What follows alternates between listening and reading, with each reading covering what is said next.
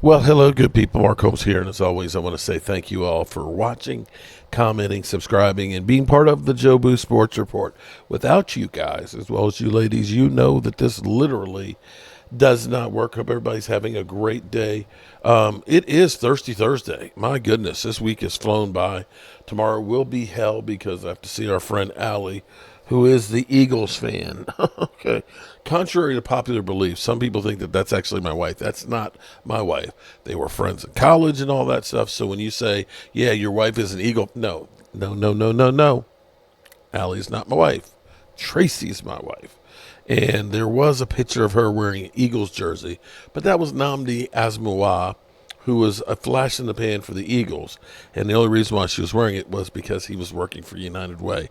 So there's that. Anyway, we are here dealing with the Dallas Cowboys, which is the shitstorm that is the Cowboys. Jerry Jones, of course, is always talking on 105.3 The Fan.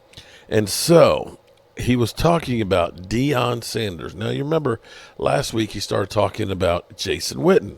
Let's go to the tape and listen to what he had to say. But it shows you just exactly what the Salvation Army is all about. Jerry Jones joined us here on the KNC Masterpiece on 105.3 The Fan. We saw you on the Netflix right before the fight, and I know that Michael Irvin was sitting right next to you, and he's had some things to say about Deion Sanders and Shedeur Sanders, and I was wondering if you would like to address that. Well, I would say how much I'm in the camp for the success of Deion and what he is, how he has become the coach that he is today. It's not surprising. He's as great an athlete and a real great one. He's just as much a person and just as much got the kind of energy.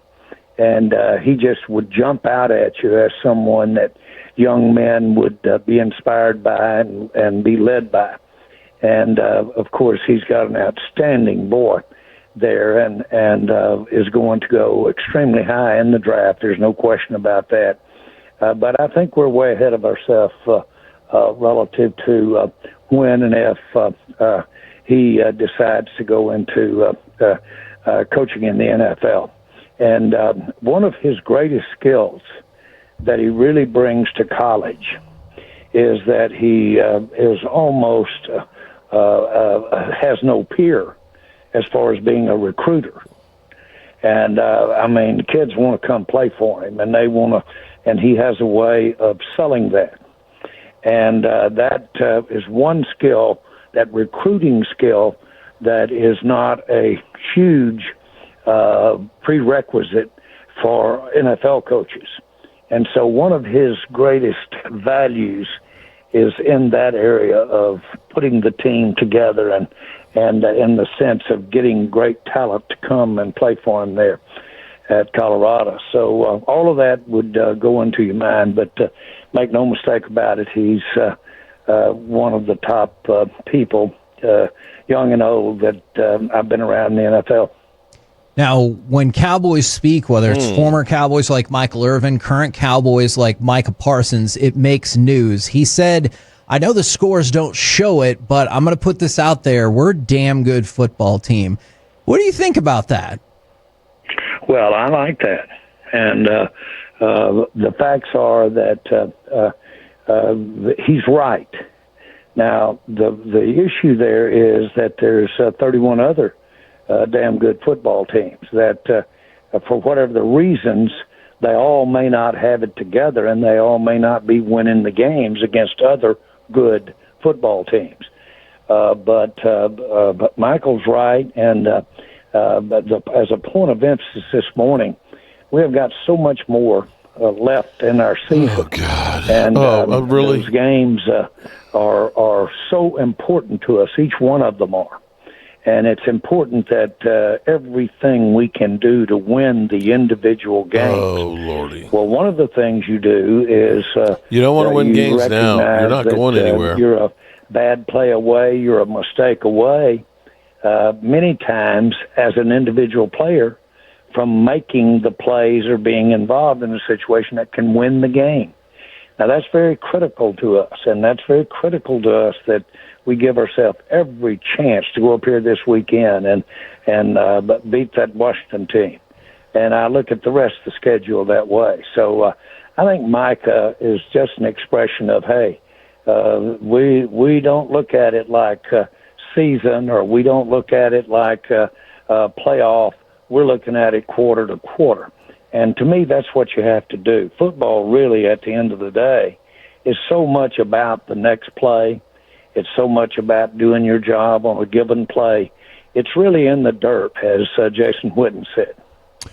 So, Jerry, another former player of yours, Marcus Spears, who's awesome, on ESPN, said, I have zero vendetta against Jerry Jones. And then he went on to kind of just be critical of the organization. How does it feel when a former Dallas Cowboy is talking about the way the Cowboys are run versus, somebody like me who obviously was never part of the Cowboys organization? Well, I think a lot of Marcus Spears, we drafted him. We had a big fight over whether to draft him ahead of DeMarcus Ware, but on that draft day. But we got both him and DeMarcus Ware on the same in the same round on the same day, and so I'm a big fan of him. And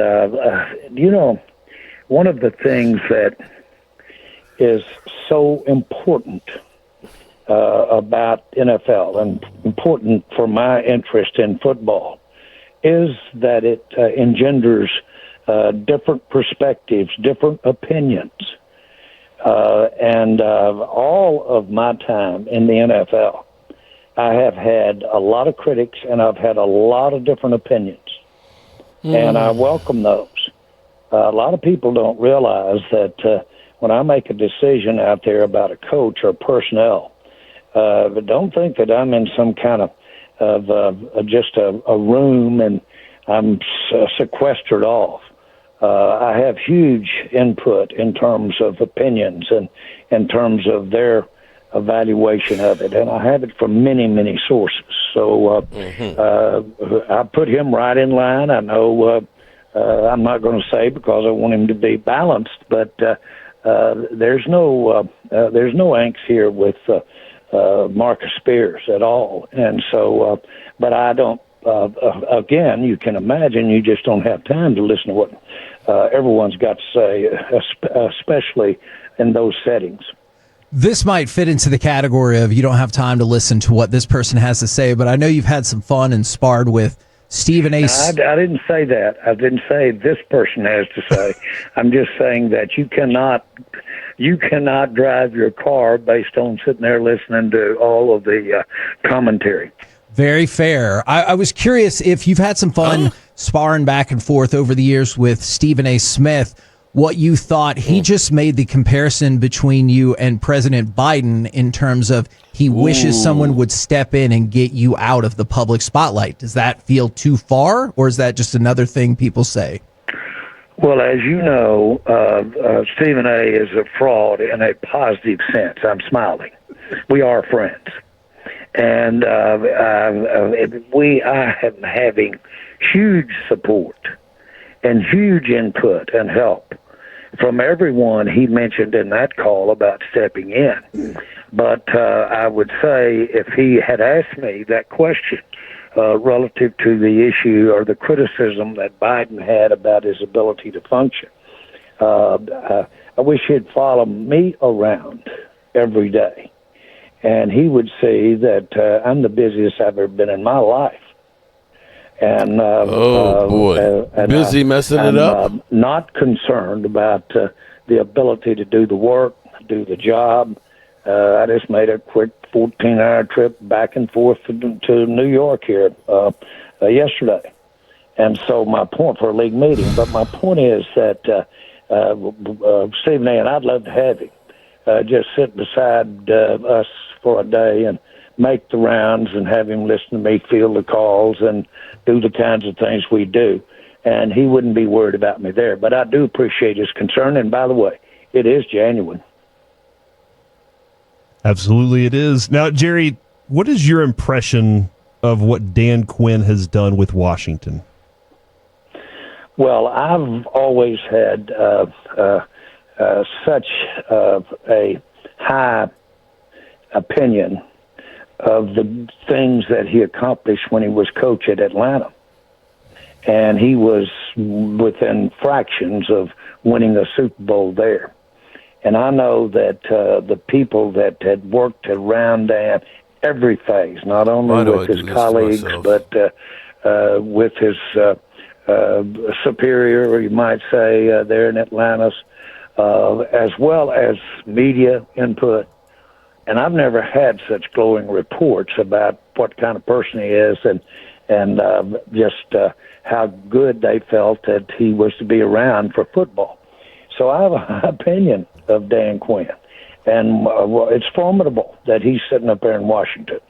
I wanted him to get another great opportunity, but boy, I hated that we were going to have to play him twice a year. So I think a lot of Dan, and obviously he's the perfect example of when you get something and you have an interest in it, you're usually giving up something someplace else. And I'm talking about relative to football, strategy, the entire gambit.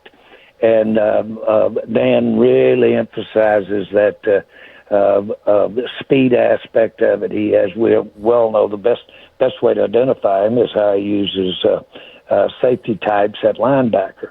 And I really like that. And on the other hand, you've got to sacrifice a little lead in your butt. Mm-hmm. And so you don't, the guys can't move around and have that size. And it's quite a compromise. He's the best. He's been very innovative in getting that done and getting that physicalness that you need and getting those guys to be able to make those stops, and particularly in the run game. Are you surprised that Jaden Daniels and Cliff Kingsbury have been able to have this quick of success in his rookie season together?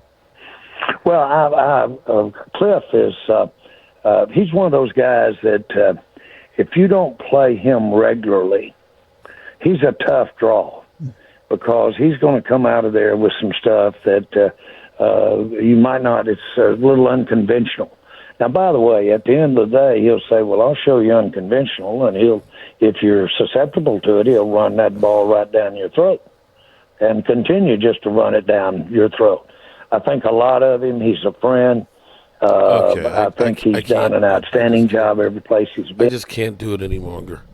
Okay, so, he's greasing the skids to keep the story going. Of course, with Deion praising him and everything else, but it's you see what it's really all about now. It's really all about just getting engaged. He's still trying to sell us on, we still have a lot of season left and everything else. At this point, you're not going anywhere, Jerry. You're not going anywhere. The best thing we can do is live to fight for another day, and that is literally not winning these games. I hate to say that, but that's literally where we are. Have a good one, people. Peace.